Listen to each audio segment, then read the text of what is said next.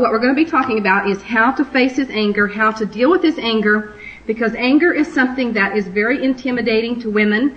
It causes women many times to back off of an important issue, an issue that is important to their marriage. It causes them to back off of it and to sweep it under the rug, and it doesn't get settled, but yet it eats on that marriage like a cancer for years until maybe even perhaps that marriage is destroyed. So if a woman is going to have a successful marriage and deal with problems in her marriage successfully, then she is going to have to face her husband's anger, and she's going to have to learn how to deal with it. And as we think about dealing with a husband's anger, I want us to turn over to Proverbs and notice several Proverbs here that deal with anger. In Proverbs 19, verse 19 is the first one. And here it says, "A man of great anger shall bear the penalty, for if you rescue him, you will only have to do it again." I thought this was a neat verse, after we talked about codependency, and here it is in Proverbs all the time, that a man of great anger, it says he shall bear the penalty. He's going to have all kinds of problems in his life, all kinds of penalties. And if you rescue him, if you smooth it over with the kids, if you smooth it over with the relatives, whatever, then you're only going to have to do it again. So if a woman rescues her husband from his anger, then she's going to have to do it again. Rescue or deliver carries the basic idea of basic physical sense of drawing out or pulling out, like pulling somebody out of a hole or a pit that they've fallen into. It says generally with the sense of deliver or rescue. Nevertheless, here too, a physical snatching away or separating can be involved. So if you're rescuing him, you're pulling him out of the pit, you're snatching him away, then you're only going to have to do it over and over again. He's not going to learn anything from that. Then in Proverbs 16, verse 27, Proverbs 16:27, it says, "A worthless man digs up evil, while his words are as a scorching fire." So a man, his words can be as a scorching fire to really wound and to do damage. Then in Proverbs 21, verse 23, Proverbs 21, verse 23, it says, "He who guards his mouth and his tongue guards his soul from troubles." And so that's what we want to do. We want to guard our mouth and our tongue so that we can guard our soul from troubles and learn how to deal with this situation. In Proverbs 29, verse 9, Proverbs 29, verse 9, it says, "When a wise man has a controversy with a foolish man, the foolish man either rages or laughs, and there is no rest." I think this would be a good proverb for a woman to practice in front of the mirror when her husband gets mad because she approaches him about something. Then tell him in Proverbs 29:9, it says, "When a wise man has a controversy with a foolish man, the foolish man, he either gets angry or he laughs and makes fun of it." So there is no rest.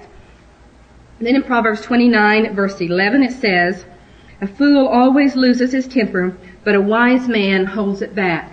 So we want to be wise women. We want to be in control of our temper so that we can deal with someone, with our husband, when he is out of control and deal with his anger. So first of all, we're going to have to learn to not be intimidated by anger, to learn how to control our tears, control our temper, to be calm, cool, and collected, and to not be intimidated by the anger. Because once a woman is intimidated by the anger, she is just giving more power to her husband, and she is encouraging him in his outburst of temper. She has to let go of past arguments. Past arguments where his temper has caused her to sweep things under the rug, that's over and done with. There's nothing she can do about it. She's learning better now. She has to let go. She has to forgive herself. Focus on future discussions. That I'm going to learn how to deal with his temper. I'm going to learn how to fight fair. And I'm going to learn how to teach him to do these things and focus on the future discussions and then determine not to sin. I hear my husband all the time telling people who come to him for advice.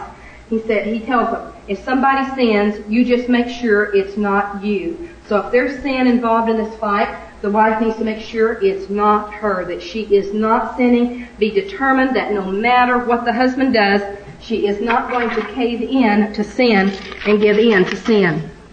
So as we face the husband's anger, the first thing we're going to talk about is that we don't endure verbal abuse.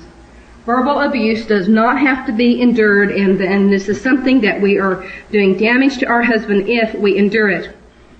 In Ephesians 5:11, a verse we've seen before, but I hope by us looking at Ephesians 5:11 many times that it will start to be a verse that we just automatically know, and that it will give women courage when they need it. In Ephesians 5:11 it says, "And do not participate in the unfruitful deeds of darkness, but instead even expose them." So this needs to be her attitude. And by verbal abuse, this is more than just name-calling that we talked about earlier. This may be where a husband cusses at his wife, she may cuss at him, they may both cuss at each other, where they say all kinds of ugly things, run their character down, and assassinate their character, do all kinds of ugly things. And I hear women tell me over and over, my husband has never hit me, all he does is verbally abuse me, and it is really horrible. That the verbal abuse is worse, they say, than the physical abuse. So we want to talk about how to not endure verbal abuse. First of all, if the wife has been involved in it, if she has cussed at her husband, and this is something that happens frequently, if she has torn him down, she apologizes for it. I now know this is wrong, I am not going to do it anymore, and she apologizes for it. She stands in front of the mirror and she practices this speech. I'm not going to talk that way, neither will I listen to it. It harms our relationship. So over and over she practices this so that the minute the verbal abuse starts, and of course she's going to have to tell her husband this ahead of time. Pick the right time and tell him, apologize for past foul language, and tell him, I've learned. I'm not going to talk that way. We're not having an argument right now, but I just want you to know the next time we do, I'm not going to talk that way. I really repent of the ugly things I said to you. But neither will I listen to it. It harms our relationship. Then she needs to tell him what else she is going to do. She needs to tell him this ahead of time so that he knows. Because if he continues to use verbal abuse, there are two things to solve the problem. They are called feet. So if he continues, she uses her feet and she leaves. I will not listen to it. I will leave. And one woman who they had talked to about this situation where her husband was verbally abusing her and told her she didn't deserve to be talked to that way and that she could leave, that she didn't have to listen to it. What she did was she told her husband, he was talking to her in an abusive way, and she says, I'm leaving. I don't deserve to be talked to this way, and I'm going to leave until you get control of yourself and you talk properly. And then she told him, she said, are you going to continue talking to me this way? And he says, no, I guess not, and he stopped talking that way. So the woman needs to practice this little speech. I'm leaving until you control yourself and talk properly. Let me know when you're ready to talk. Then leave. Don't stand around and wait, then leave. You tell him that you're not going to put up with it. You tell him that you're going to leave, that you're not going to put up with this. I want us to take a few minutes and I want us to talk about verbal abuse. Verbal abuse is something that is extremely harmful to the person that hears it.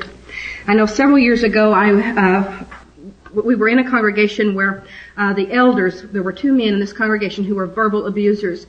And these two men verbally abused the elders. And there was an incident in the church where they were having meetings, and these elders felt like they had to just sit and listen to this and to try to answer all of this verbal abuse.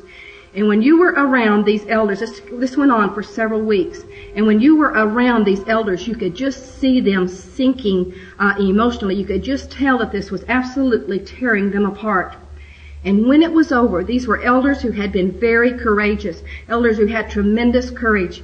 And when this incident was over, these elders were never, ever the same again. Their spirit was destroyed. Their courage was destroyed by listening to this verbal abuse for several weeks. They felt like they had to listen to it.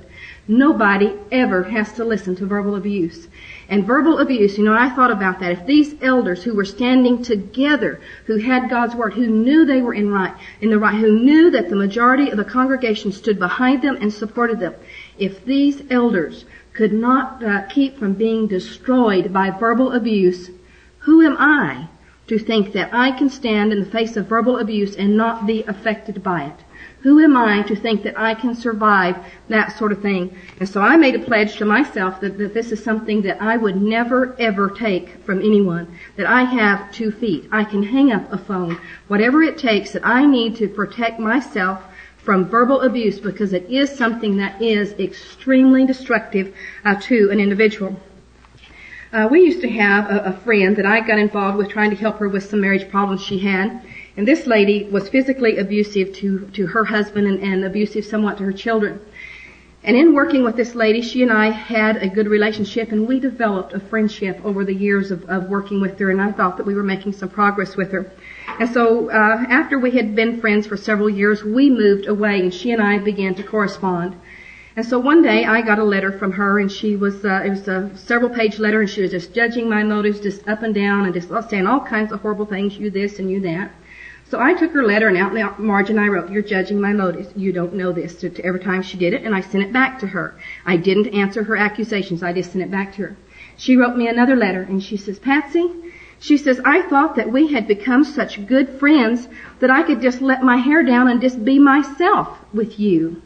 And so I wrote her back, and I said, "We will never be good enough friends that you can talk to me this way."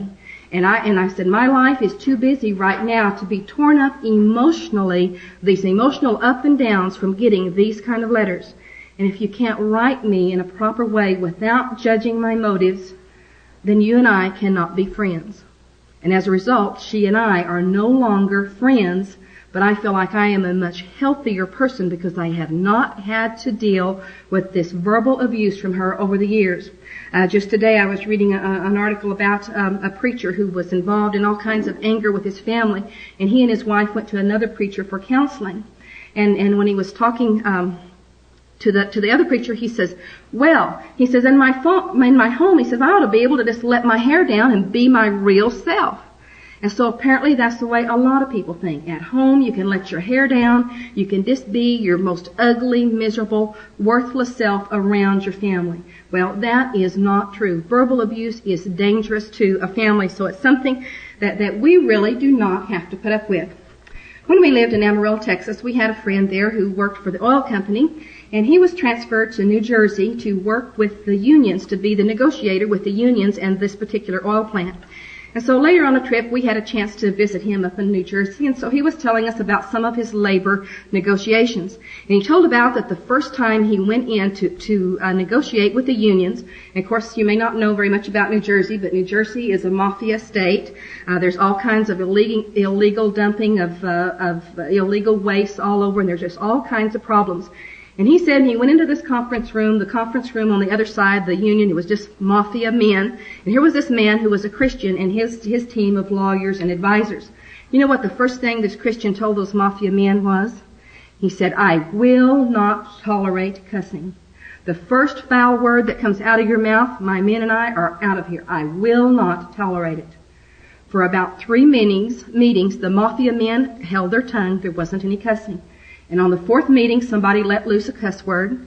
This Christian did not say one word. He put his books in his briefcase. He closed his briefcase.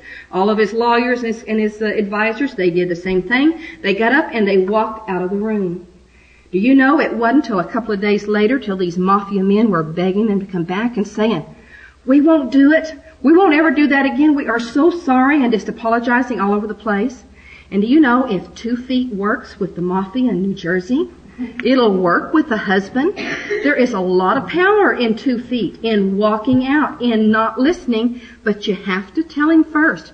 And so that he's not yelling at, "Get back in here. I'm not through talking to you." You tell him so that he knows why you're leaving.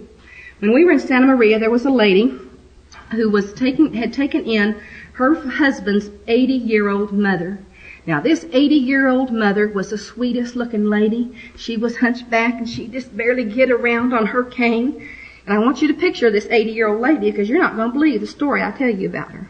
But this 80-year-old lady, nobody in the family wanted her to come live with them because she was a verbal abuser.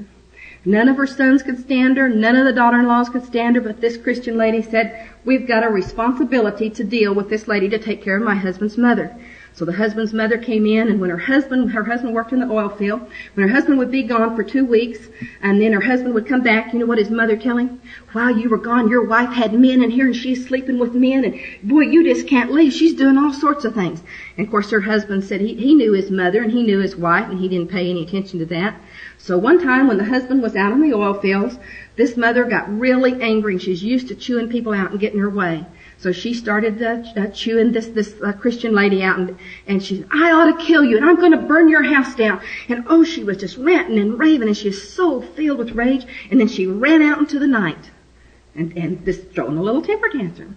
So this lady called the police, and they scoured the neighborhood, and they found her, and she's still ranting and raving in front of the police. So you know what they did? They loaded her up, and they took her to the mental hospital in Santa Barbara, and they kept her for 2 weeks. Now that lady, when she came back, she was changed to a certain degree because of what had happened. But yet there was still this verbal abuse.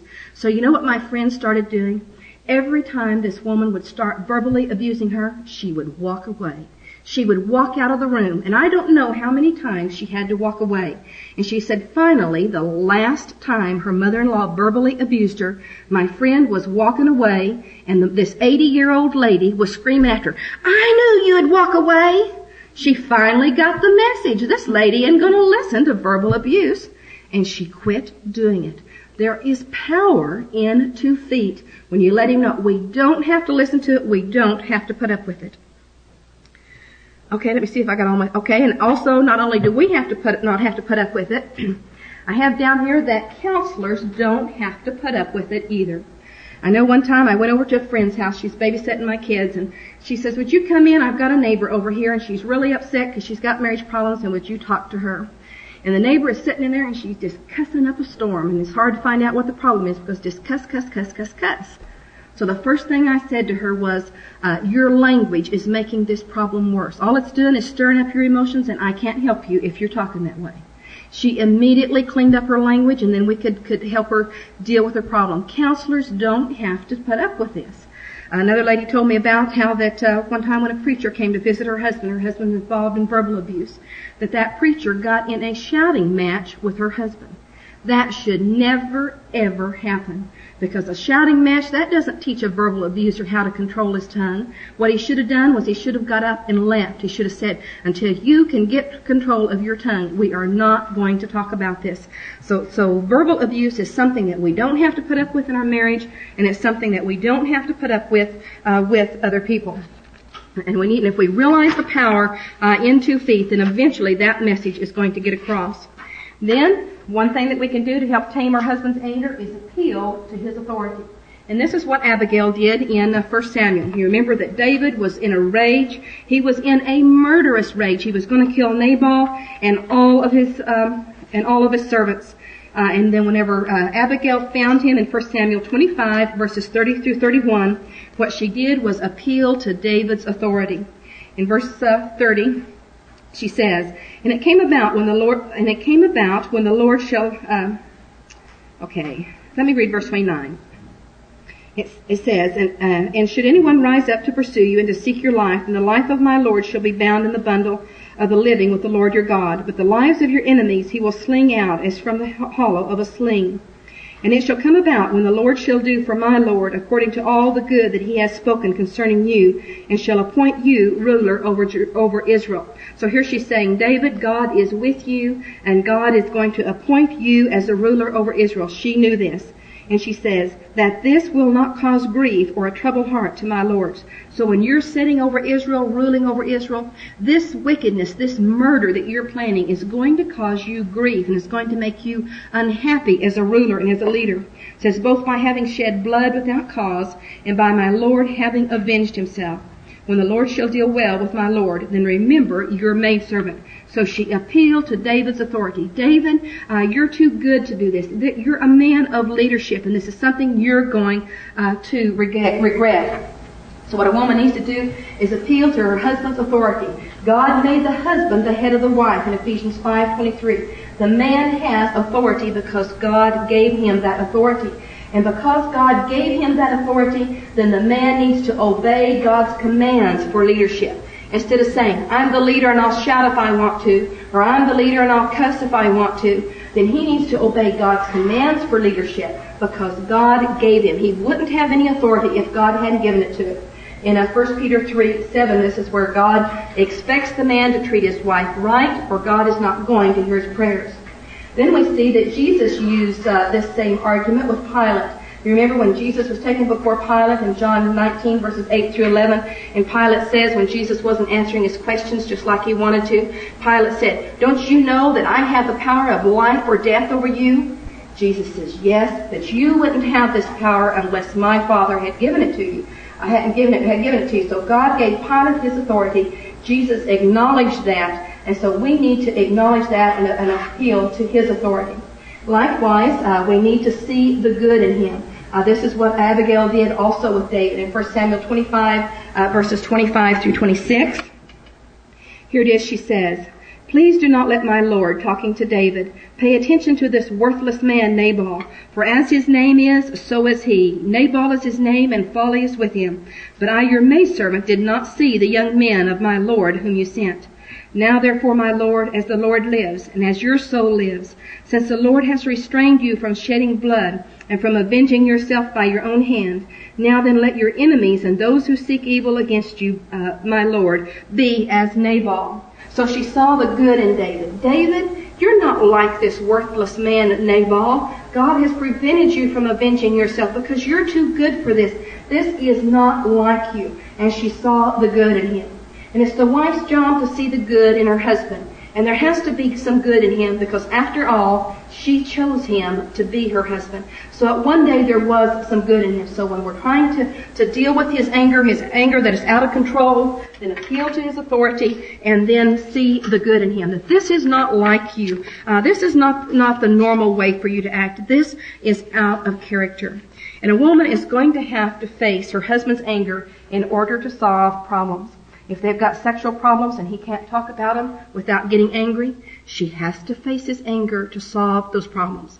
If they've got problems where she feels neglected and every time she brings it up, he gets angry, she's going to have to face those problems. So whatever the cause of the temper, whatever the problems, she has got to face his anger to deal with the problem.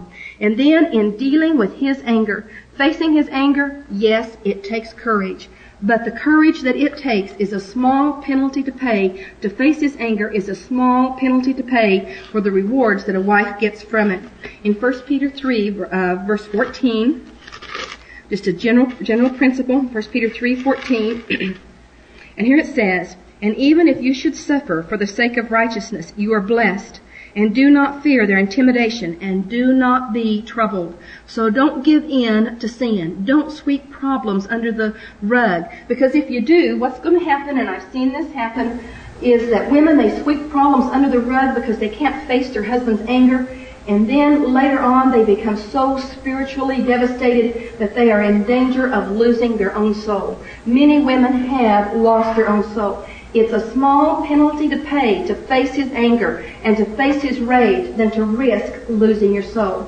It's better to face the penalty of his anger than to risk giving up your children. Many times women, when they're in this condition, when they are so spiritually torn down, their attitude of wanting to get away from their husband, that they are willing to give up their children. Just let him have them, not have anything to do with them, just to get away when they love their children, when they care about their children. So it's a small penalty to pay to face his anger than to have it continue over the years so that she might even become willing to give up her children. It's better to face his anger than to have a husband become enslaved to sin.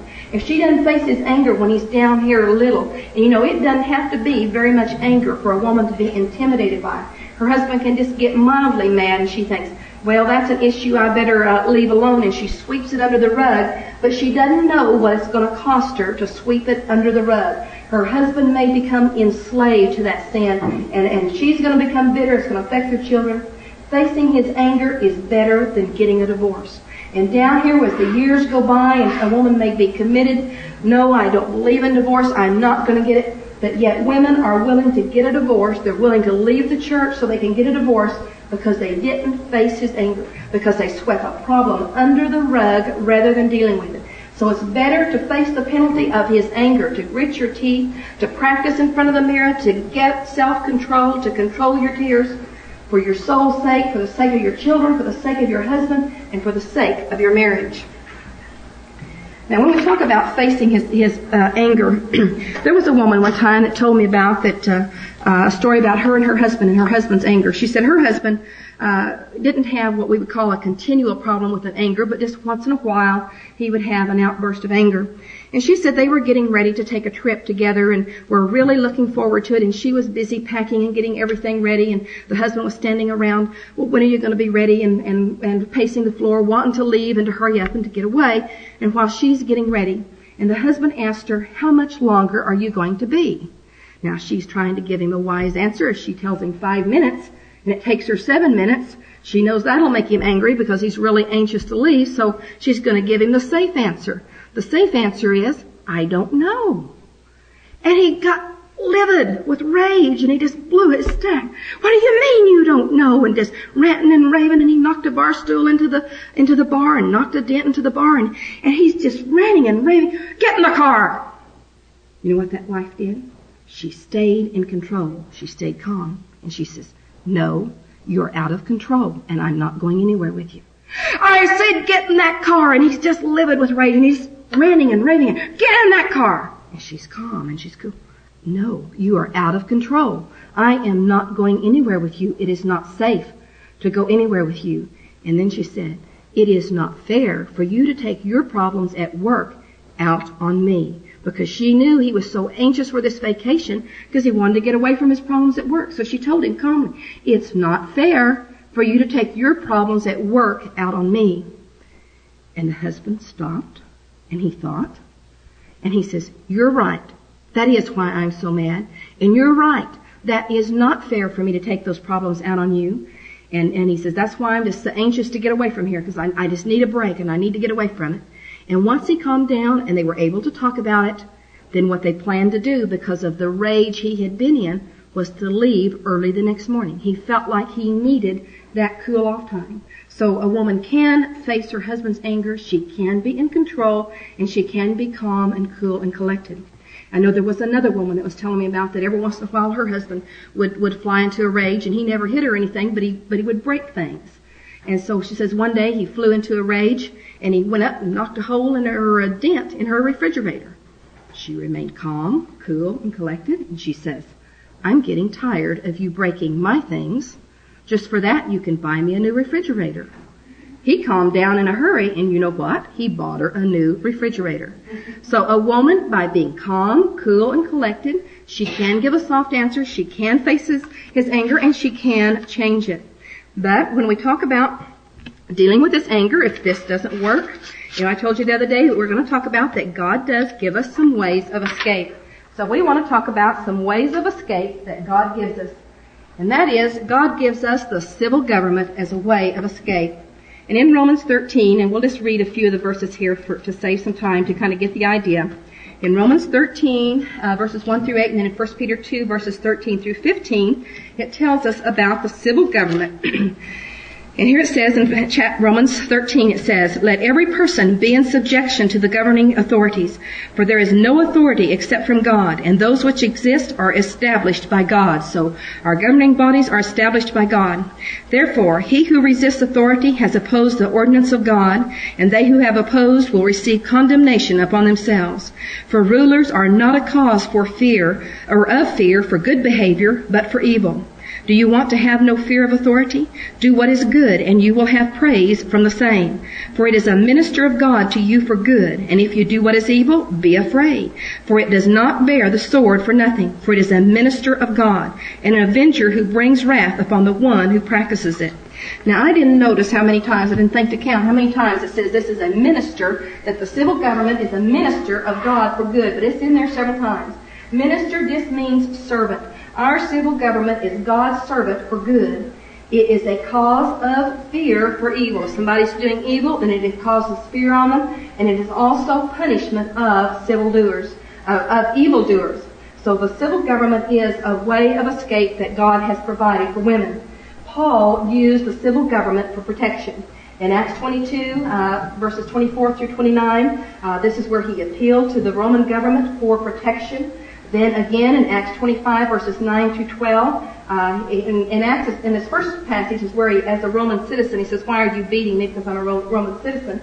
Then in 25, 9 through 12, then he appealed to Caesar because they were going to send him back to Jerusalem where he knew he would be killed of the Jews. So Paul used the civil government for protection. For a woman to use the civil government, for a woman to call 911 for protection from her husband is as righteous as her partaking of the Lord's Supper on Sunday morning. It is as righteous as her teaching a Bible class.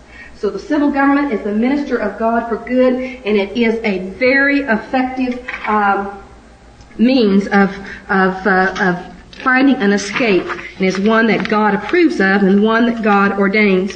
And I want to talk a little bit about how to use the civil government. First thing is that we can file assault charges. If a man pushes his wife, that is considered assault, and if a policeman sees him, he can be arrested. So we can file assault charges just for something as simple as a push. And calling 911 is something that is very effective with batterers. I have an article, I have a quote in your handout where it's called the Handcuff cure. So the Handcuff cure has a tremendous effect on batterers, and if a woman will use it, it is something that will really bring about a good result in her marriage. So I'm going to give you a couple examples in just a minute. Then a woman can also file a restraining order or file a protection order. The basic difference between a protection order and a restraining order is a restraining order is filed when there is a divorce pending, and there are two lawyers that kind of map out what's going to take place, the property rights, rights of visitation, but perhaps with children, things like this. And so a restraining order is mapped out by lawyers. A protection order is something that's anybody who is blood related or is in an intimate relationship with someone. They don't have to be married, just living with them or whatever. They can file a protection order. And what they do, and if a woman does not have the money to file it, she can go down and get a waiver, and they will still file it for her to protect her. She gets a 2-week protection. She stipulates how close he can come to her, whether it's the corner of her yard or whether it's 500 feet within her, whatever. She has the right to stipulate how close he can get to her. She stipulates this, and it is good for 2 weeks. Then the husband and the wife both go before the judge, and the judge then, if the wife still wants this restraining order, they present the evidence to him, and then the judge can lengthen that protection order for up to a year, so she can have a year's protection from him. If the man does not show up in court, then it is automatically in the woman's favor, and if she wants it, then they will have a protection order. Now, basically, when the police come out to help women, they're interested in women who are being assaulted by their husbands.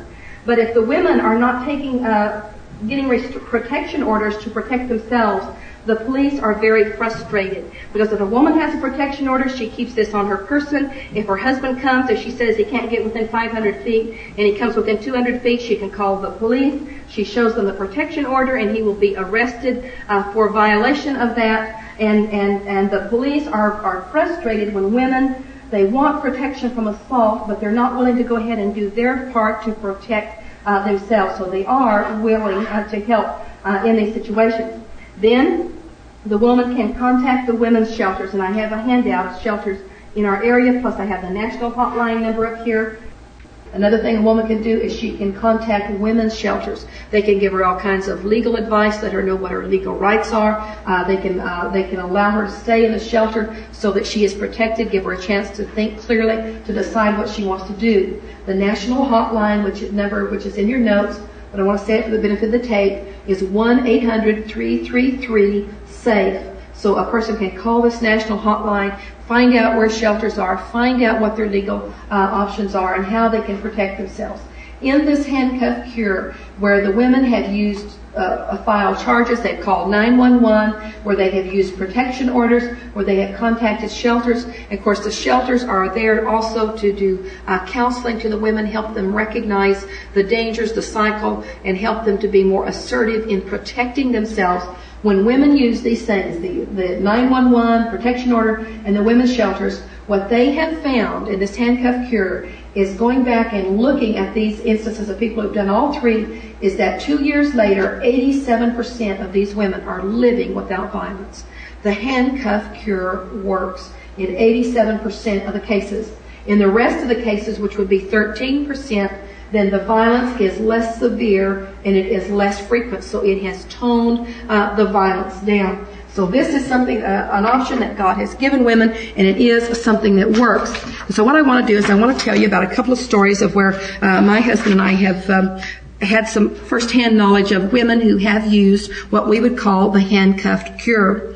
This first case that I would tell you about is a young woman, and she and her husband got into some kind of an argument, and then he ended up hitting her, and she fell down and hit her head and had a cut on her head. And the first that we found out about it was that she called us from the hospital, that the police had come out, they had arrested her husband, they took him to jail, he spent the night in jail, had to go before a judge the next day, and she called from the hospital and wanted to know if we'd come to the hospital and come take care of her children and then give her a ride home. And while she's at the hospital, of course, they're filling out a police report and they're taking pictures.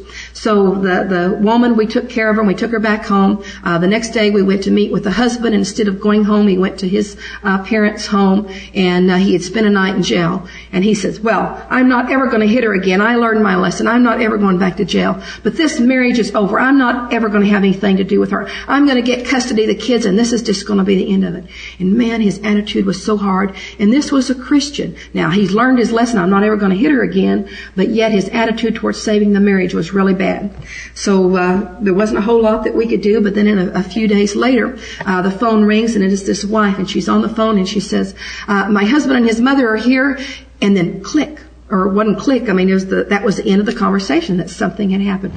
She was calling us for help, and we felt like we needed to go over there. So when we went over to her house, what we found out was that the husband and his mother had showed up to grab the kids and to get control of the kids, because all the father cared about at this point was his kids.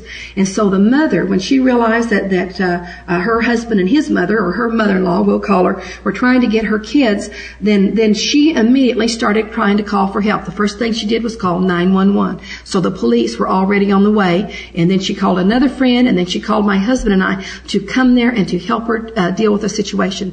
And the reason the phone went click was because the mother-in-law tore the phone off the wall to prevent her from calling anybody to come be with her and to help her deal with the situation.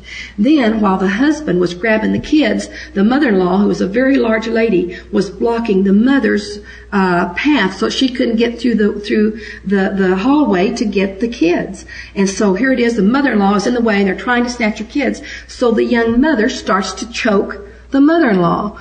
And so there's a big row and a big fuss, and then the policeman comes in, and it is the same policeman that came and arrested her husband, the same policeman who took her to the hospital. And so he told the husband and the mother-in-law to get out. He says, these kids are fine where they, but she's trying to choke my mother. I don't care. You get out. You don't have any business being here. You get out. You leave these kids here. These kids need to stay with their mother.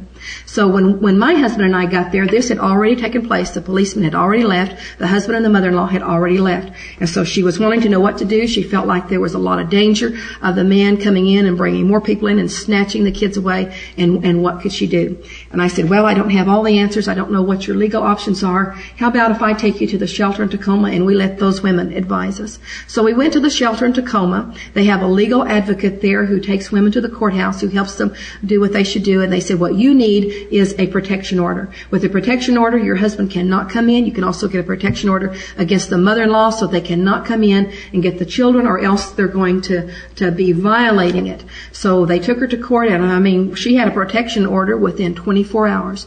Took it down to the sheriff and let the sheriff deliver it to the husband.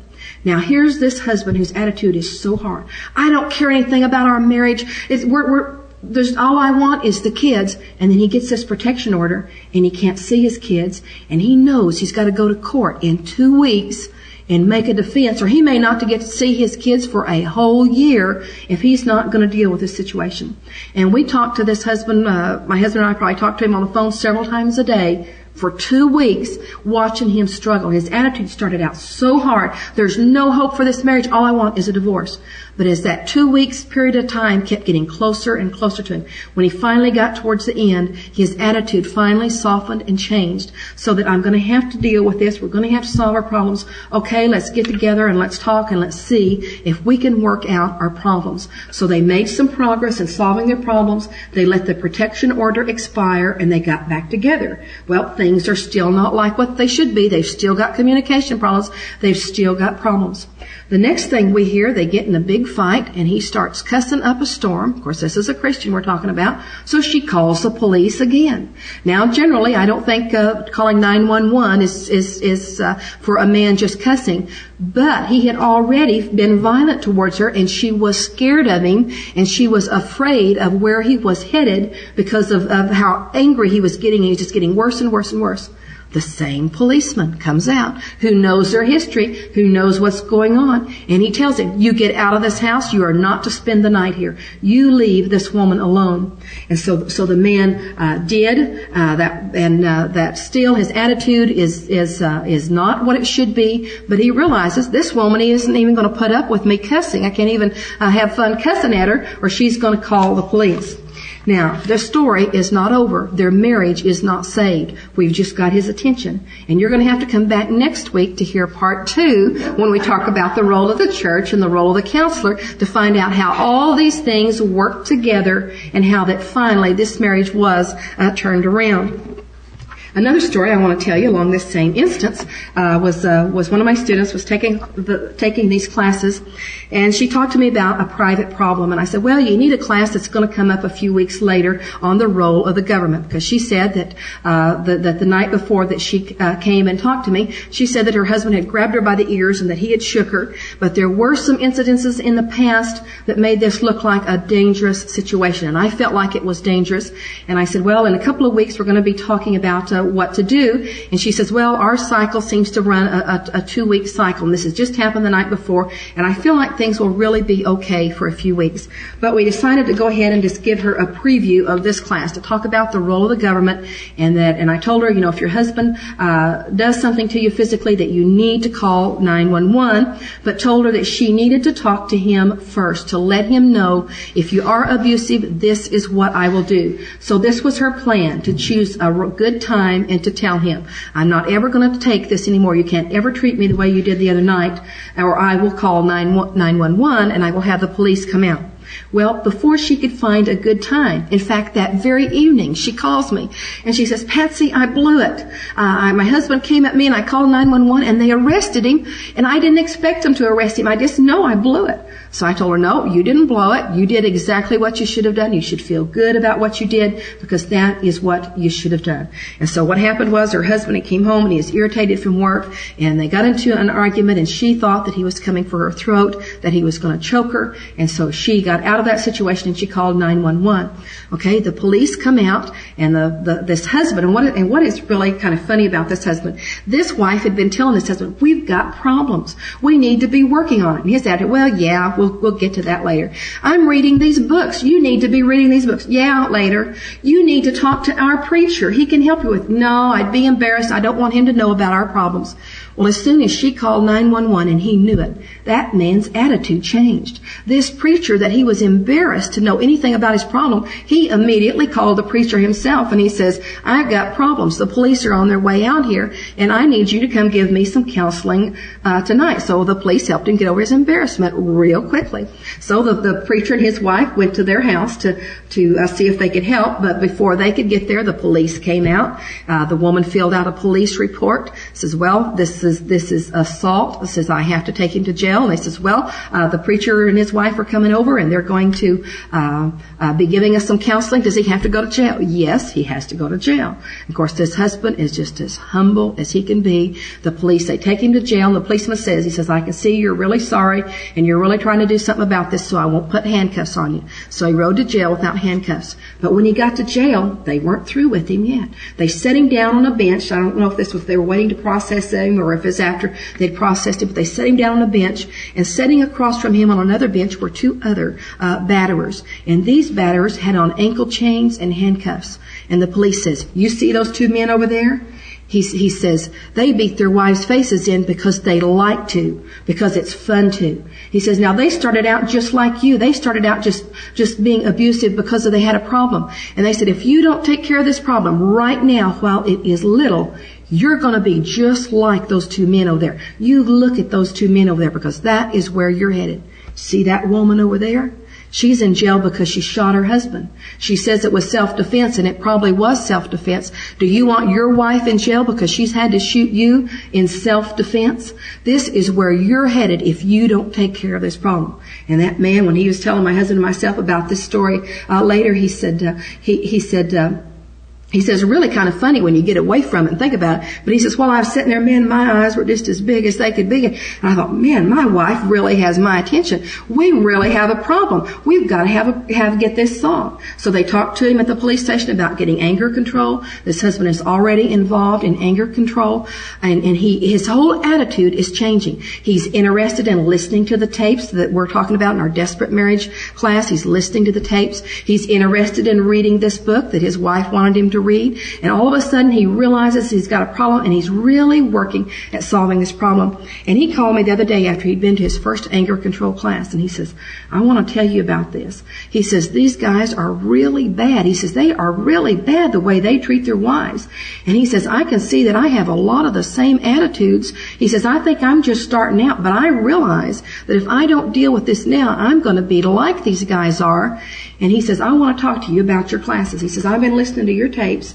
And he says, when I finish this anger control classes, he says, I want to come and talk to you and share with you what I've learned. And I said, I'd love for you to, because I'll learn from you. But he says, I've been listening to your tapes. He says, I think you're right on the money. You're right about what you're saying, except there's one fault you've got.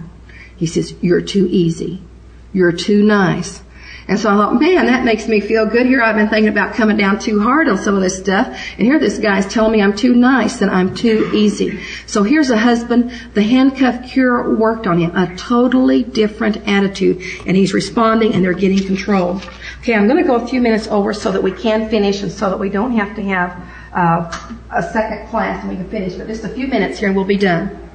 Okay, so when we're using the government, get anger control counseling. This is something that works. These men say that it works because things that they can't see in themselves, they can see in the other men that they're talking. Call the sexual assault hotline. Here's the national hotline number. It's 1-800-422-4453.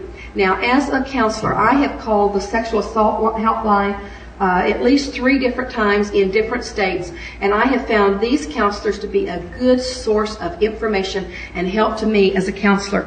When we lived in Amarillo, I had a lady, or a college girl, call me, and she says, I have a roommate who was raped, and she's pregnant, and she used a coat hanger on herself, and she's bleeding, and I don't know what to do about it. But she would not tell me what her name was, how to get back in touch with her. And of course, I had the same kind of reaction that I see some of you having. It made me really feel very bad and very frustrated because I didn't know where she was, who she was, or what I could do.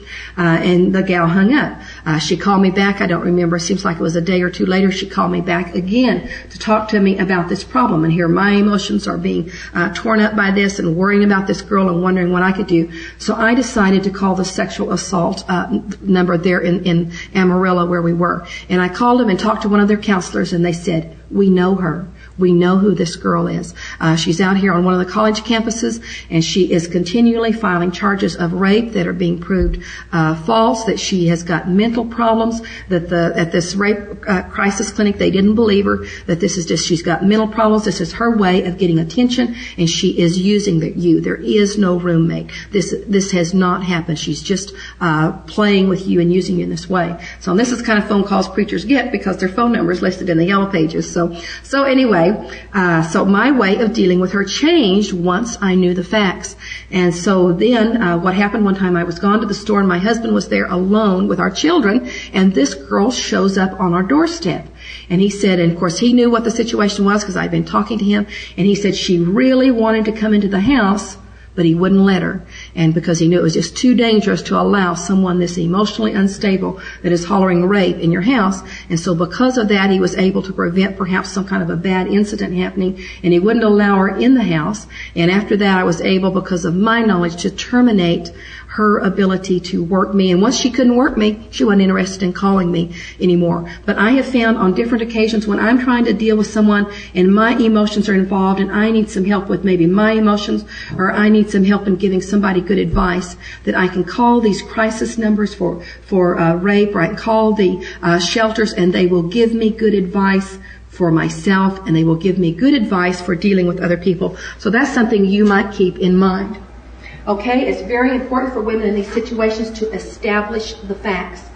In Deuteronomy 19:15, in Matthew 18:16, and in 2 Corinthians 13, verses 1 through 2, it's saying on the basis of 2 or 3 witnesses, let every fact be established.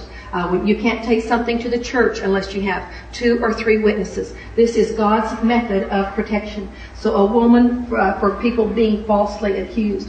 So what a woman needs to do is she needs to establish the facts. If this is going to have to go to the church, then establish the facts. If it's going to go to court, establish the facts. The way you establish the facts is you file police reports.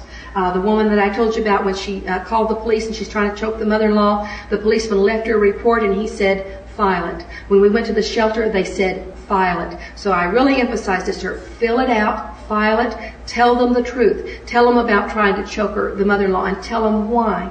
And so she filed the report with the police. Later, what happened, and then it says file reports with CPS, Child Protective Services. They're interested in this. They can force a husband who is mistreating children. They can force him to get counseling. And so if we use these agencies in the right way, they can protect us. What happened? This husband, his attitude was so bitter towards his wife. While she had the protection order on, he filed a report with the CPS that here this woman is abusive. She's an unfit mother. She's throwing the babies up against the wall. Something that I'm convinced was a total lie. Never heard it before until it came out in the CPS report. The CPS man who came out to visit her to see if this was true, he said normally, because of the viciousness of the report that was filed, he would go to the home with a policeman and a nurse to take those children away right then with him. But you know what he did first?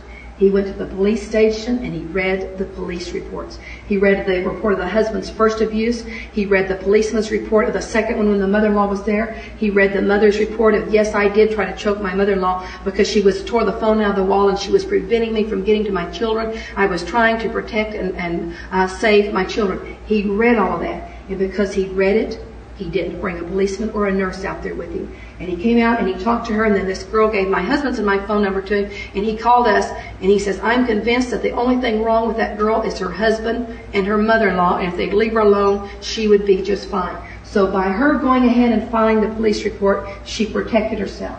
A woman needs to go to the hospital. If she's physically damaged, she can go to the hospital. They will take pictures. They will file police reports. And this is evidence later on that this really did happen. Or she can have a picture, or a friend take pictures of the bruises and the damage that is done to her. And to date it, this is something that is evidence.